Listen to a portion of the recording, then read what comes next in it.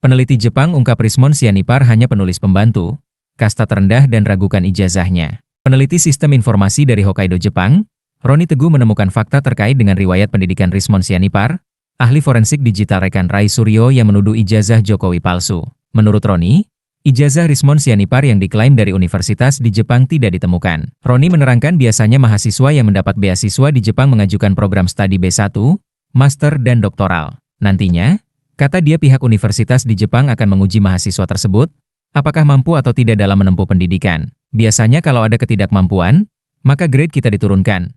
Kita masuk dulu ke riset student, kata Roni di Crispy Channel. Menurut Roni Teguh, ia mendapat temuan terkait proceeding milik Rismon Sianipar yang ditulis tahun 2006. Proceeding merupakan kumpulan makalah atau artikel dari seminar, konferensi, atau pertemuan ilmiah lainnya. Orang ini atau penuduh ini memiliki hanya satu proceeding. Producing itu tingkat kasta terendah dalam sebuah penelitian karena dia hanya menampilkan data baru yang belum bisa dijadikan paper utama, jelasnya. Selain itu, Rismon Sianipar juga menjadi penulis nomor 4 dalam paper. Biasanya penulis keempat itu penulis pembantu, hanya bantu, kadang ngedit.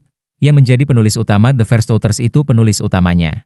Dia bekerja dari analisis, menulis, memverifikasi sampai disodorkan ke profesornya, katanya. Roni Teguh mengaku telah mengecek tesis milik Rismon Sianipar. Dan hasilnya, tidak ditemukan di Yamaguchi University. Menurutnya sistem di Jepang akan memeriksa ke semua jaringan. Saya juga melihat ini ada kecurigaan, bukan hanya curiga tapi sudah dipastikan 100%.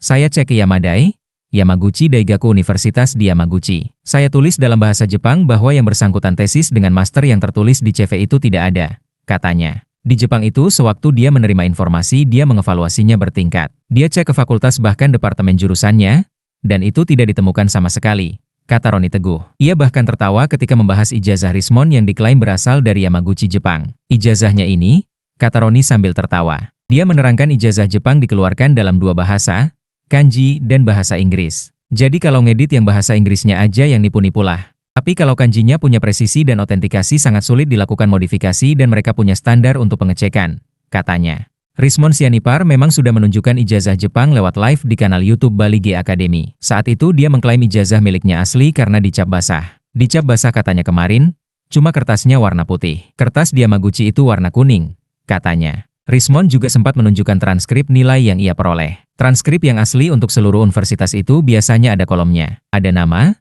tempat tanggal lahir, nomor mahasiswanya, ada sabuk jekornya yang diambil. Sebelahnya tahun yang diambil, di sebelahnya ada nilainya. Baru dicap di bawah, katanya. Sedangkan milik Rismon, Roni merasa aneh. Nah yang kemarin itu agak aneh sedikit saya melihat karena tidak sama dengan transkrip nilai biasa kami gunakan. Nah itu yang tahun dulu juga sama formatnya, katanya. Sementara Rismon Sianipar mengatakan telah melaporkan tuduhan dari Joshua M. Sinambela dan Roni Teguh pada pihak pengacara. Latar belakang pendidikan sudah saya laporkan ke pengacara tapi kita hemat energi. Setelah ini baru kita laporkan pencemaran nama baik, kata Rismon di YouTube Mosatodo. Ia menekankan sudah menunjukkan ijazahnya.